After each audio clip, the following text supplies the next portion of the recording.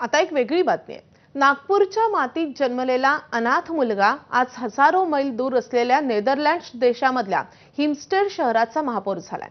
फाल्गुन Benedict असं या व्यक्तीचं नाव असून तो आपल्या जन्मदात्री आईचा शोध घेण्यासाठी आणि आपलं मूळ शोधण्यासाठी नागपुरात आलाय। 40 वर्षांपूर्वी नागपुरात फाल्गुन यांचा जन्म झाला होता, मात्र जन्मानंतर त्यांच्या नशिबी अनाथाचं जीर्ण आलं। रक्ताच्या नात्यांनी साथ सोडल्यामुळे फाल्गुनला नागपुरातील एका दत्तकगृहाचा आसरा घ्यावा लागला। त्याकाळी शासकीय वैद्यकीय महाविद्यालयामध्ये ते दत्तकगृह होतं।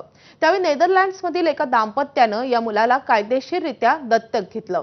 आज तोच मुलगा नेदरलँड येथील हिमस्टेड शहराचा महापौर झालाय। परदेशात अमाप यश, प्रतिष्ठा आणि ओळख मिळवूनही जन्मदात्या आईची माया आणि जन्मभूमी विषयीची ओढ ही कधीच कमी झाली नाही आणि हीच ओढ त्यांना नागपूरला पुन्हा घेऊन आली आहे। सध्या फाल्गुन वैद्यकीय नोंदीच्या आधारे आपल्या आईचा शोध घेत आहेत। त्याची भेट ही त्यांच्या जन्मदात्री आईशी होणार का, याकडेच सगळ्यांचं लक्ष लागलंय। साधारणतः 1-2 दिवसाचा होता आमच्याकडे आला।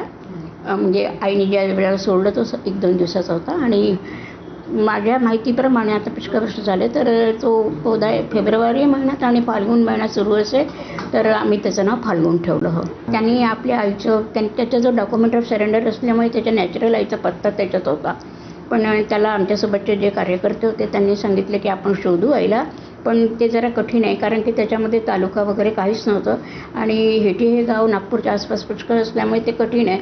आणि दुसरी एक गोष्ट त्यांना समजावण्यात आली की इतक्या दिवसानंतर आईचा संसार समजावं थेट चालू असेल तर तिच्या आयुष्यात तडा जाणारा हा विषय असू शकतो। 40 वर्षा अगोदर मी नागपूरवरून दत्तकला गेलेलो होतो। एका फॅमिलीने मला दत्तक घेतलं होतं आणि मी आता नेदरलँडच्या एका सिटीचा महापौर आहे आणि मला माझ्या आईचा आणि माझ्या नातेवाईकाचा शोध घ्यायचा आहे। माननीय जिल्हाधिकारी डॉक्टर इटनकर साहेबांनी मला बोलून घेतलं आणि या बाबतीत माहिती मला विचारली। त्यानुसार आम्ही सांगितलं की सर, महिला व बाल विकास मंत्रालय नई दिल्ली आणि महाराष्ट्र राज्य दत्तक प्राधिकरण यांच्याकडून आम्हाला माहिती प्राप्त झाली आहे की जे ॲक्ट नियमावलीनुसार या फाल्गुनच्या आईचा आणि नातेवाईकाचा शोध घ्यायचा आहे, त्यानुसार आम्ही हे शोध घेत आहोत। माननीय जिल्हाधिकारी साहेबांनी आम्हाला सांगितलं की तुम्ही पुढील आईचा शोध घ्या आणि जे नियमान होतं ती योग्य ती प्रक्रिया अवलंबा।